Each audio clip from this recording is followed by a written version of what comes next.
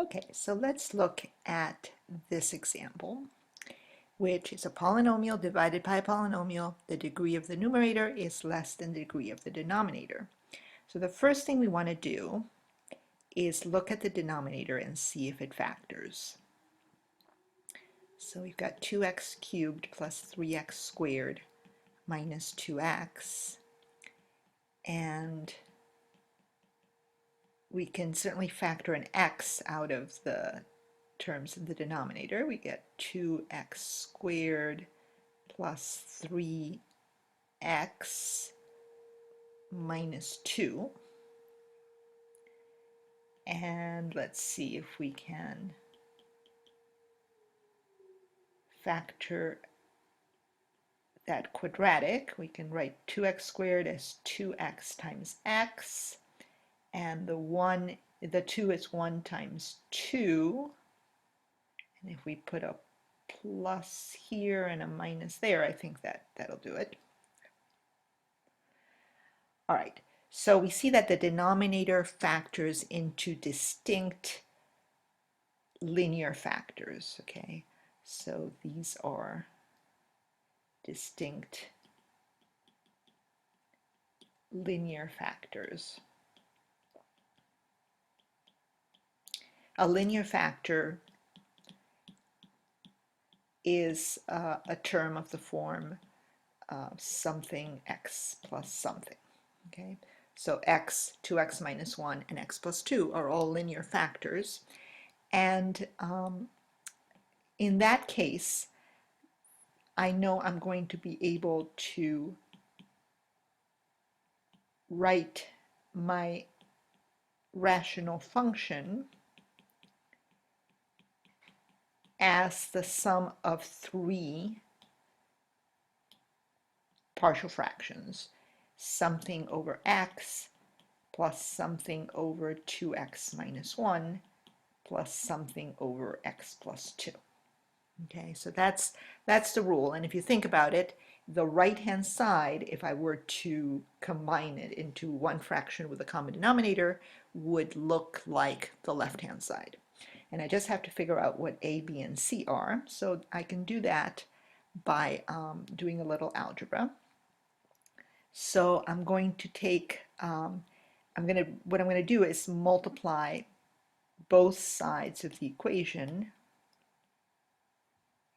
Here. So both sides of the equation by x times 2x minus 1 times x plus 2. So by the entire denominator. Okay. So I'm going to write x squared plus 2x minus 1 over x times 2x minus 1 times x plus 2. Multiply that by x times 2x minus 1 times x plus 2. And that will be the same as the right-hand side multiplied by that denominator. And on the right, I have to distribute. So we get a over x times x 2x minus 1 times x plus 2 plus b over 2x minus 1 times x times 2x minus 1 times x plus 2 plus c over x plus 2 times x times 2x minus 1 times x plus 2. All right. So some things cancel. So on the left-hand side, it's easy. The whole denominator cancels, and I'm just left with x squared plus 2x minus 1. On the right-hand side, different things cancel for each term. So for the first term, I can cancel an x. For the second term, I can cancel a 2x minus 1. And for the third term, I can cancel an x plus 2.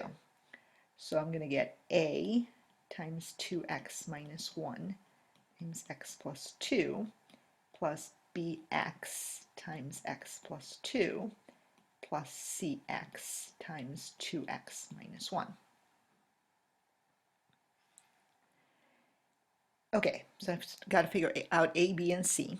And this equation has to be true for all x. So what I'm going to do is plug in values of x that make this a simpler equation to solve. And the values of x that make this simple are the x's that are going to make some of this equal to 0.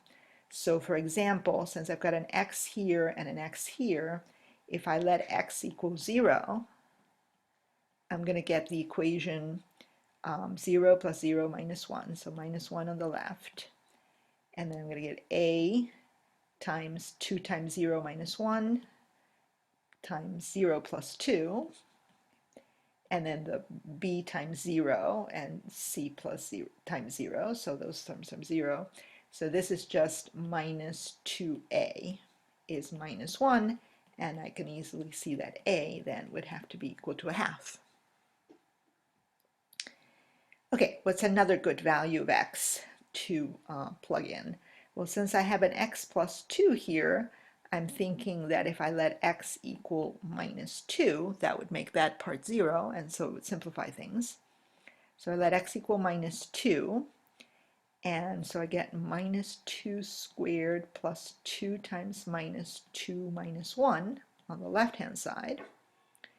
And then I'm going to get 0 for this, and then I'm also going to get 0 here, right, because I have an x plus 2. And then I'm just going to have c times minus 2 times 2 times minus 2 minus 1, which is minus 5.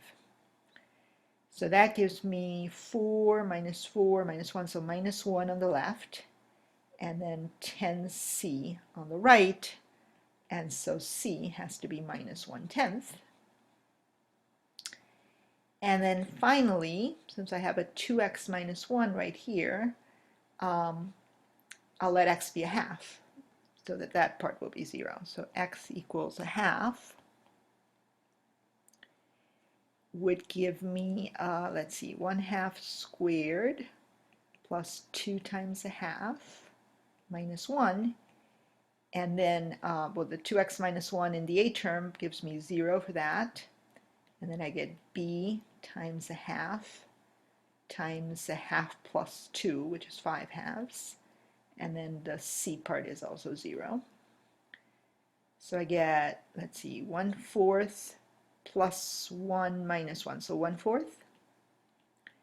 And then 5/4 b. And that means b has to be 1/5. So now if I want the integral of, what was it, x squared minus 2x minus 1 over x times 2x minus 1 times x plus 2,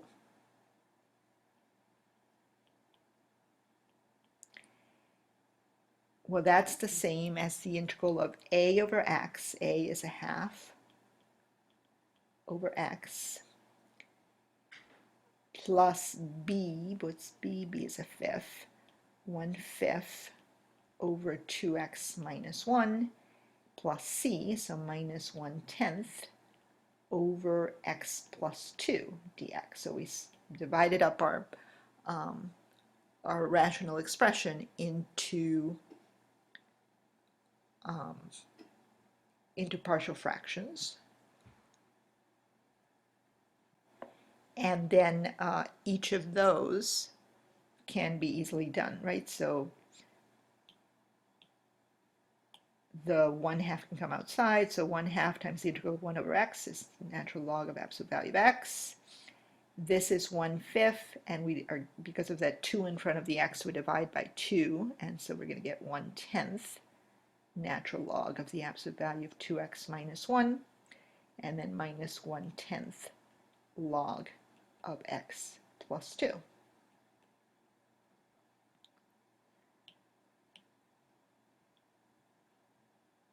And there's our answer.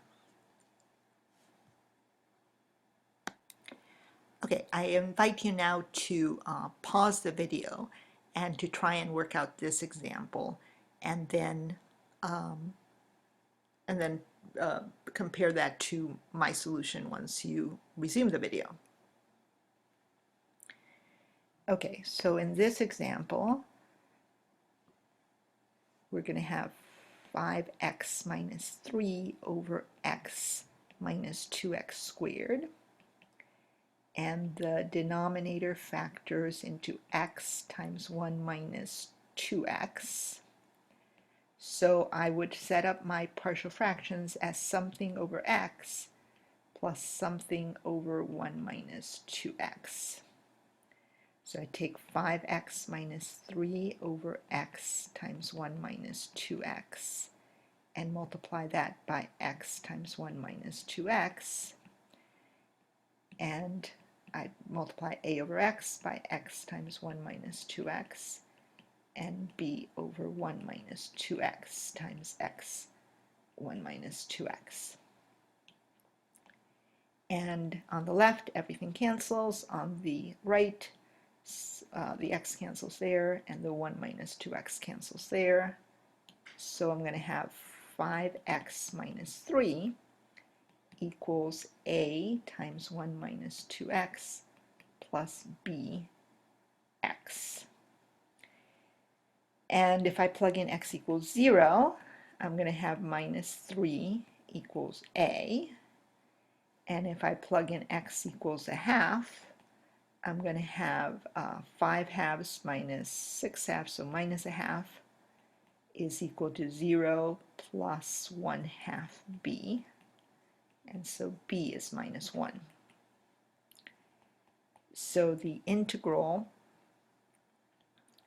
of 5x minus 3 over x minus 2x squared dx is equal to the integral of a over x, so minus 3 over x, plus b over 1 minus 2x, so minus 1 over 1 minus 2x dx, which is minus 3 natural log x.